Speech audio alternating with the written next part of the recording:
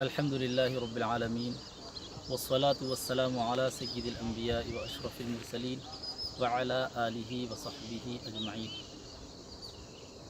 اللہ تعالیٰ کا بڑا فضل و احسان ہے کہ اس نے ہمیں سرکار دو عالم صلی اللہ علیہ وسلم کی امت میں پیدا فرمایا۔ ہماری آج سب سے بڑی یہ ذمہ داری ہے کہ ہم حبیب پاک صلی اللہ علیہ وسلم کے لائے ہوئے پیغام قرآن کریم کو اختیار کریں، اس کے احکام پر عمل کرنے کو اپنی زندگی کی روٹین بنا لیں، اس کے احکام کو اپنے لیے حرز جاں بنا لیں۔ اسی طرح حضور پاک صلی اللہ علیہ وسلم کی سنت کریمہ کو ہم اختیار کریں اور سرکار دو عالم صلی اللہ علیہ وسلم کی سیرت طیبہ کی روشنی میں اپنی زندگی کے منصوبوں کو بنائیں اور اپنی زندگی کے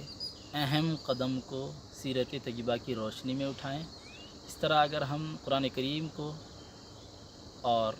سنت کریمہ کو اور سیرت طیبہ کو اپنی عملی زندگی میں اختیار کر لیتے ہیں اور اس پر عمل کرتے ہیں تو یقیناً ہماری دنیا بھی کامیابی کے ساتھ گزرے گی اور اقوام عالم کی نظروں میں ہم ایک باعزت باوقار قوم بن کر زندہ رہ پائیں گے اور آخرت میں بھی ہمارے لیے ڈھیر سارا اجر و ثواب رہے۔